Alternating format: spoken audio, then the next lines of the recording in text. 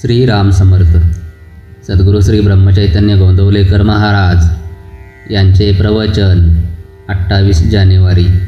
अकर्तेपणाने नाम घ्यावे.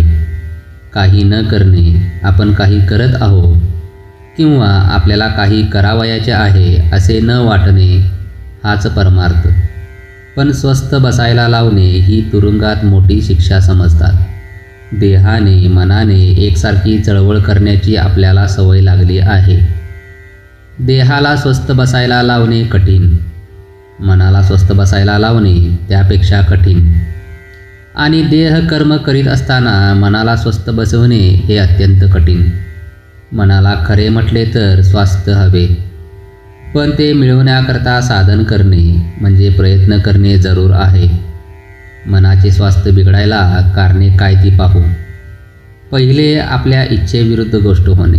दुसरे, आपल्या मागच्या बऱ्या वाईट कर्माची आठवण होणे.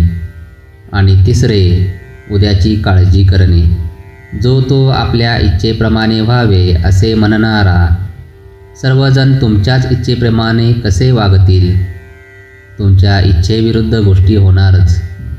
तेव्हा स्वास्थ्य बिघडू न द्यायला आपली इच्छाच नाहीशी करावी. कोणतीही वस्तू मिळावी ही बुद्धी नाही ठेवू. हाव सोडावी, लोकांची आस सोडावी, अभिमान सोडून कर्म करीत राहावे. प्रयत्न करून यश आले नाही म्हणजे दुःख होते, स्वास्थ्य बिघडते. मी केलेच नाही म्हटले म्हणजे कुठले दुःख? प्रयत्न करून जे काही होते ते रामाच्या इच्छेने झाले म्हणावे. प्रत्येक गोष्ट रामाने केली म्हणणे म्हणजे भगवंताच्या अखंड अनुसंधानात राहणे. हे साधण्यासाठी अखंड नामस्मरण करावे. जे झाले, जे होते आहे आणि जे होईल ते भगवंताचेच आपल्या हिताकरिता करणे आहे.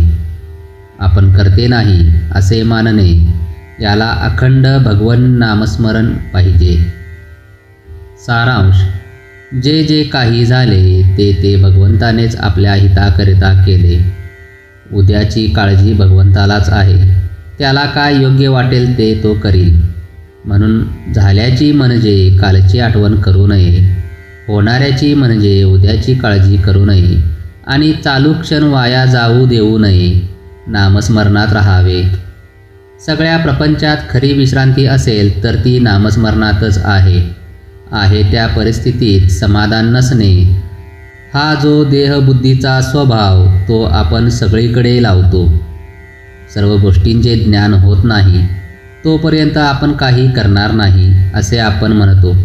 सर्व गोष्टींचे ज्ञान मरेपर्यंत आपल्याला होत नाही आणि आपण काही करीत नाही. देहबुद्धी आपल्याला भगवंताचा विसर पाडते. या देहबुद्धीवर आपण नामाच्या मंत्राचे पाणी शिंपडूया म्हणजे तिची वाढ होणार नाही. जय जय रघुवीर समर्थ. आजचे बोधवाक्य: मन परमेश्वराच्या ठिकाणी स्थिर करावे आणि देहाने प्रपंचाच्या गोष्टी कराव्यात. श्रीराम समर्थ.